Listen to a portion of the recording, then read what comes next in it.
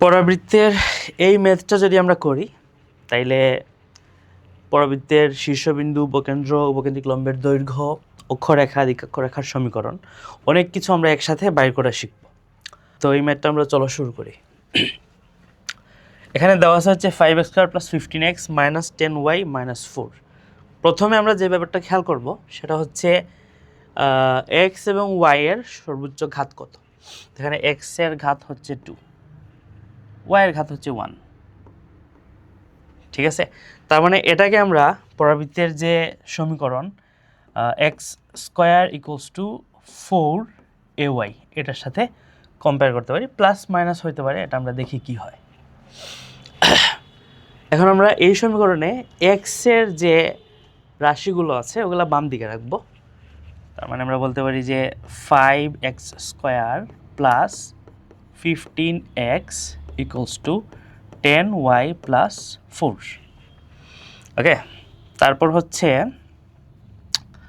5 যদি কমন নেই, x² + 15x, আর এখানে কোনো কিছু আপাতত কমন নিলাম না, +4। 5 কেন কমন নিলাম?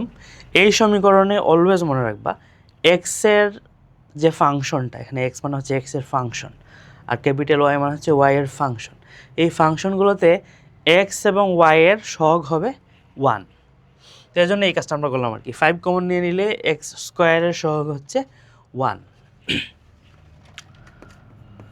তো এটাকে x² আকারে লিখতে গেলে এই পুরো ফাংশনটাকে আমরা কি করতে পারি, 5x², এটা 15 না, এটা 3 হয়ে যাবে, x² + 3x, ওকে, প্লাস 2 × 3/2 × x লিখলে কিন্তু আমরা 3xই পাই আলটিমেটলি, সো এভাবে লেখা যায়, প্লাস 3/2², এটা সেকেন্ড ব্র্যাকেট দিলাম,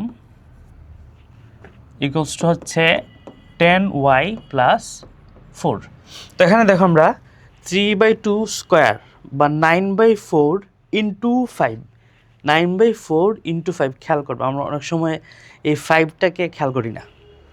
তো এই অংশটা আমরা অতিরিক্ত লিখছি বাম পাশে, তাহলে সেম জিনিসটাই আমরা ডান পাশে যোগ করব, মানে 5 × 9/4। তারপর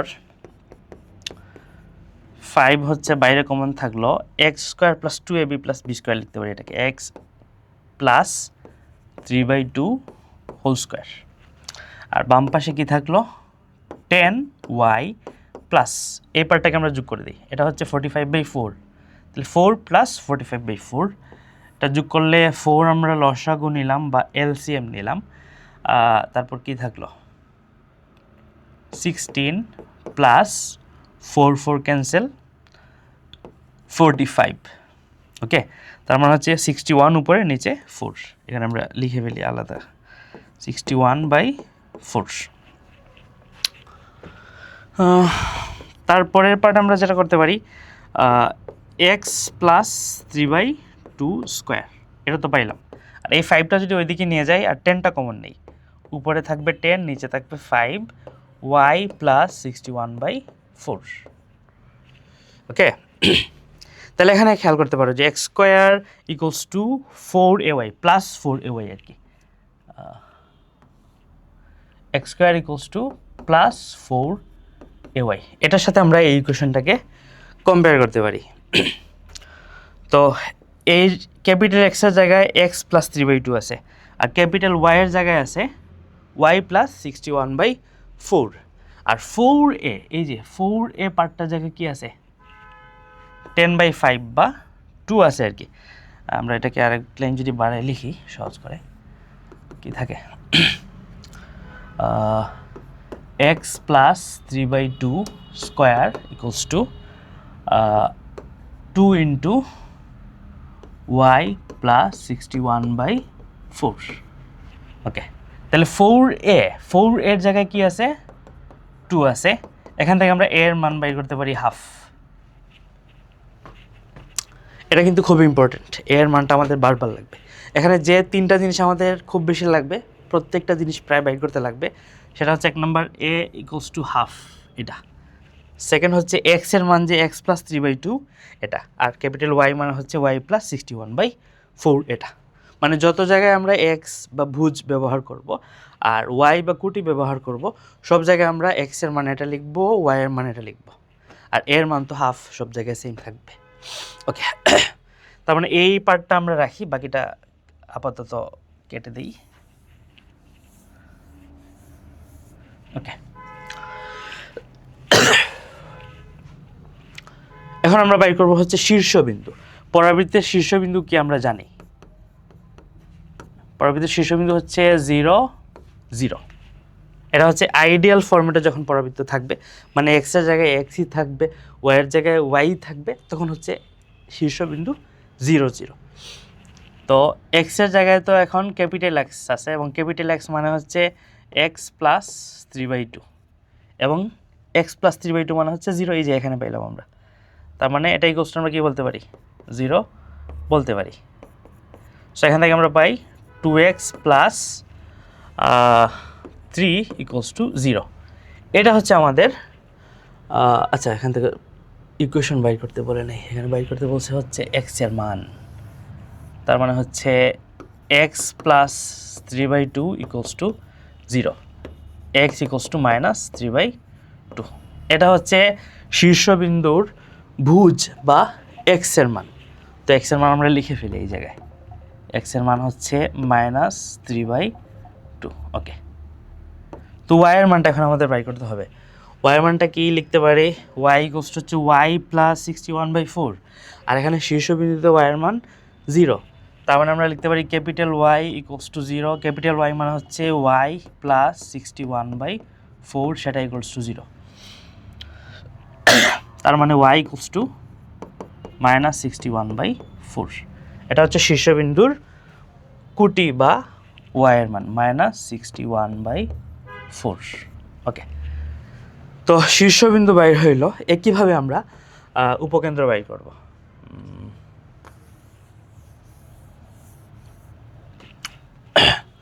তো উপকেন্দ্রের ক্ষেত্রে আমরা জানি x² = 4ay। এই ফরম্যাটের উপকেন্দ্রের চিত্রটা মোটামুটি এরকম, ঠিক আছে? এবং এখানে উপকেন্দ্র হচ্ছে এটা। উপকেন্দ্রের স্থানাঙ্ক কি হবে? 0 + a, ঠিক আছে? এটা হচ্ছে উপকেন্দ্রের স্থানাঙ্ক। তো উপকেন্দ্রের এক্স এর জায়গায় আছে 0, আর এখানে আমরা এক্স এর জায়গায় আছে এক্স প্লাস 3/2। তার মানে ক্যাপিটাল এক্স = 0 বা এক্স প্লাস 3/2 = 0। এটা হচ্ছে উপকেন্দ্রের এক্স এর মান = -3/2। উপকেন্দ্রের ওয়াই এর মানটা একটু খেয়াল করবা, কারণ উপকেন্দ্রের ওয়াই এর মান এখানে হচ্ছে এ, আর আমাদের ইকুয়েশনে ওয়াই এর মান হচ্ছে ওয়াই প্লাস 61/4। তার মানে আমরা লিখতে পারি ক্যাপিটাল ওয়াই হচ্ছে এ, বা ক্যাপিটাল ওয়াই এর জায়গায় ওয়াই প্লাস 61/4, আর এর জায়গায় হচ্ছে হাফ। তার মানে এখান থেকে আমরা ওয়াই বাই করি, ওয়াই ½ - 61/4। আমরা যদি লসাগু নেই, 4 লসাগু 2 বিয়োগ 61, তার মানে 59 - 59/4। এটা হচ্ছে উপকেন্দ্রের স্থানাঙ্ক। তার মানে আমরা বলতে পারি যে উপকেন্দ্রের স্থানাঙ্ক হচ্ছে এক্স এর মান -3/2, এক্স এর মান হচ্ছে -3/2, আর ওয়াই এর মান হচ্ছে -59/4, -59/4। ওকে, তাহলে আমরা শীর্ষবিন্দু বাইর করলাম, উপকেন্দ্র বাইর করলাম। এখন হচ্ছে উপকেন্দ্রিক লম্বের দৈর্ঘ্য বাইর করব। উপকেন্দ্রিক লম্বের দৈর্ঘ্য বাইর করবো, তাই না? এটা তো সহজ। উপকেন্দ্রিক লম্বের দৈর্ঘ্য কি? উপকেন্দ্রিক লম্বের দৈর্ঘ্য হচ্ছে 4a, ডাইরেক্ট, এখানে কোনো কাজ নেই। 4 এর জায়গায় 4, এর জায়গায় হাফ, এটার পরম মান হবে, নেগেটিভ হইলেও নেগেটিভটা থাকবে না আর কি, 2। উপকেন্দ্রিক লম্বের দৈর্ঘ্য হচ্ছে 2। লাস্ট হচ্ছে অক্ষরেখা এবং দিকাক্ষ রেখার সমীকরণ। এইটা কিন্তু খুবই ইম্পর্টেন্ট, খেয়াল করবা। অক্ষরেখা এবং দ্বিকাক্ষরেখার সমীকরণ। তো অক্ষরেখা মানে কি, আমরা সহজে বোঝার জন্য যেটা বলি আর কি, পরাবৃত্তের পেট বরাবর যে সমীকরণটা যায় বা যে রেখাটা যায় সেটা হচ্ছে অক্ষরেখা। এখানে পরাবৃত্তটা হচ্ছে এটার পেট বরাবর গেছে হচ্ছে আমাদের কোন রেখাটা, এই যে এই রেখাটা, ঠিক আছে না? তার মানে এটা হচ্ছে আমাদের অক্ষরেখা। অক্ষরেখার সমীকরণ কি হবে? স্ট্যান্ডার্ড সমীকরণে ধরলাম এই সমীকরণটা হচ্ছে x² = 4ay। এই সমীকরণে অক্ষরেখা হচ্ছে y অক্ষ, অক্ষরেখা হচ্ছে কি y অক্ষ, আর y অক্ষ মানে এখানে হচ্ছে x = 0। y অক্ষের সমীকরণ হচ্ছে x = 0, অর্থাৎ অক্ষরেখার সমীকরণও হচ্ছে x = 0। আমরা কি বাইর করতেছি? অক্ষরেখার সমীকরণ, খেয়াল করবা, ঠিক আছে? ক্যাপিটাল x = 0, তো ক্যাপিটাল x এর মান হচ্ছে এখানে x + 3/2, তার মানে x + 3/2 = 0। এটা একটা সমীকরণ। তাহলে আমরা এটাকে লিনিয়ার করে ফেলি। লিনিয়ার করতে হলে ভগ্নাংশের নিচের যে হরটা সেটা দিয়ে আমরা পুরোটাকে গুণ দিব। তাহলে এখানে হবে 2x + 3 = 0। এটাই হচ্ছে আমাদের অক্ষরেখার সমীকরণ। এখন হচ্ছে দ্বিকাক্ষরেখার সমীকরণ। অক্ষরেখার সমীকরণ হচ্ছে 2x + 3 = 0। তো এই জায়গায় আমরা দ্বিকাক্ষরেখা আবার বাইর করি। তো এই সমীকরণেই দেখো দ্বিকাক্ষরেখা কোনটা, পরাবৃত্তের অপোজিটে সমান্তরালে বলতে পারো যে রেখাটা থাকে সেটা হচ্ছে দ্বিকাক্ষরেখা, এই যেটা।